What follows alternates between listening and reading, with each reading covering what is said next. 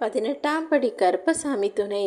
என் தங்கப்பிள்ளையே, இந்த சங்கிலி கருப்பன் என் தங்கப்பிள்ளையான உனக்கு சத்திய வாக்கு சொல்ல வந்திருக்கேன்னா, இனி எல்லா அதிர்ஷ்டமும் சந்தோஷமும் மகிழ்ச்சியும் உன் வாழ்க்கையில் அள்ளிக்கிட்டு வரப்போகுதுன்னு தான் அர்த்தம். ஒரு மலருக்கு எப்படி அதுலேருந்து மனம் வீசுகிற வரைக்கும் தலையில் சூடிக்கொள்வார்களோ, மனம் இருக்கும் வரைக்கும் அந்த மலருக்கு எப்படி மதிப்பு கொடுக்குறாங்களோ, அதே போல் இங்கு மனிதனுடைய வாழ்க்கையும் பணம் இருக்கும் வரைக்கும் தானே மதிப்பு பெறுவதாக இருக்கு. பணம் இல்லாத மனிதனை செல்லா காசாகவும், காசு பணம் வசதியாக இருக்கிற மனிதர்களுக்கு மதிப்பு கொடுக்கும் மனிதனாகவும் இருக்கும் இந்த உலகத்தில் நீதான் எல்லாரிடமும் கவனமாக நடந்து கொள்ள வேண்டும் என் தங்கமே. நீ ஏற்கனவே தகுதி இல்லாதவர்களையும் ஏமாற்றுக்காரர்களையும் துரோகிகளையும் நம்பியதால் தான் ஏமாந்து போயிருக்கிறாய்.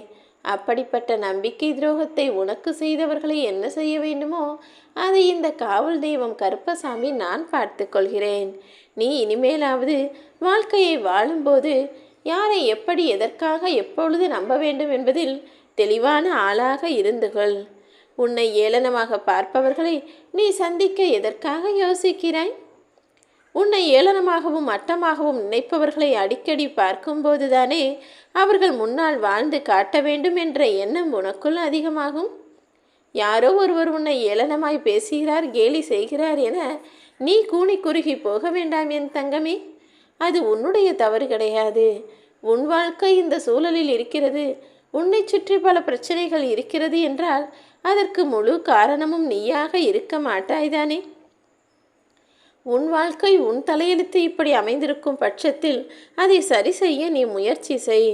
அவமானத்தை அடையும் போதெல்லாம் அடக்க முடியாத பலத்தை உனக்குள் உருவாக்கி கொண்டு தைரியமிக்க துணிவோடு உன் வாழ்க்கையை நீ ஜெயிப்பதற்கான வேலைகளை செய்.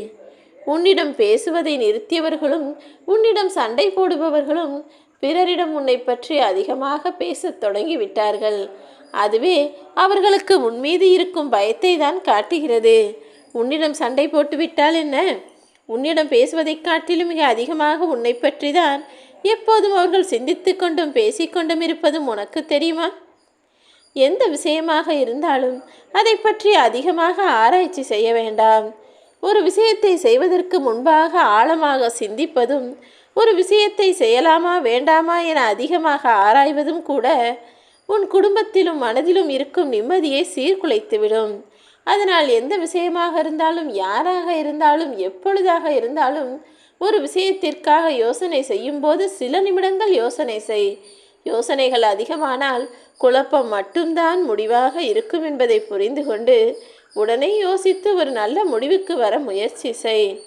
அடுத்த வீட்டுக்காரனுக்கு நீ நன்றாக இருந்தால் பிடிக்காது, ஆனால் சொந்தக்காரனுக்கு நீ வாழ்வதே பிடிக்காது தெரியுமா?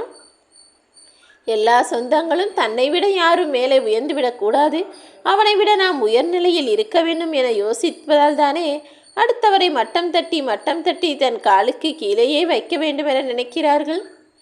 எந்த சொந்தமாக இருந்தாலும் தன்னிடம் வந்து நாடி உதவி அண்டி பிழைக்க வேண்டும் என யோசிப்பார்களே தவிர அவர்களை விட நீ உயர்வான வாழ்க்கையை, வளர்ச்சி மிகுந்த வாழ்க்கையை வாழ்ந்தால் இங்கு யாருக்கும் பிடிக்காது.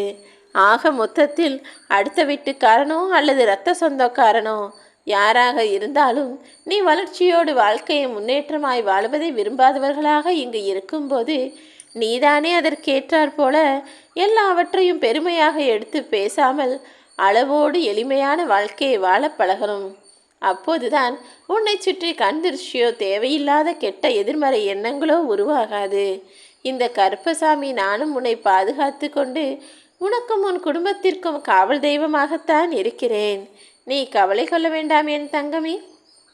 நீ செய்யக்கூடிய ஒவ்வொரு வேலையையும் வைத்துதான் உன் நடத்தையை மனிதர்கள் தீர்மானிப்பார்கள். ஒரு சந்தர்ப்பம் உன் நடத்தையை நல்லவனாகவும் கெட்டவனாகவும் அடுத்தவர்களுக்கு காட்டிவிடும். நீயும் எப்போதும் எல்லா செயல்களையும் சரியாய் யோசித்து திறமையாய் செய்ய பழகு. அதே நேரத்தில் ஏதோ ஒரு தவறு நீ செய்ய போய் அதற்காக உன்னை குறை சொல்பவனுக்கு நீ விளக்கம் சொல்லி நேரத்தையும் வீணாக்க வேண்டாம் என் தங்கமே. யார் உன்னை பற்றி என்ன நினைக்கிறார்கள் என்பது உனக்கு அவசியமில்லாத விஷயம். உனக்கு நீ யார் என தெரியும். அதை மட்டும் நீ பெரிதாக எடுத்துக்கொண்டால் போதும். அடுத்தவன் உன்னை பற்றி என்ன நினைத்தாலும் நினைத்து கொள்ளட்டும் என நீ உன் வேலையை பார்த்து நகர்ந்து போவதுதான் நல்லது.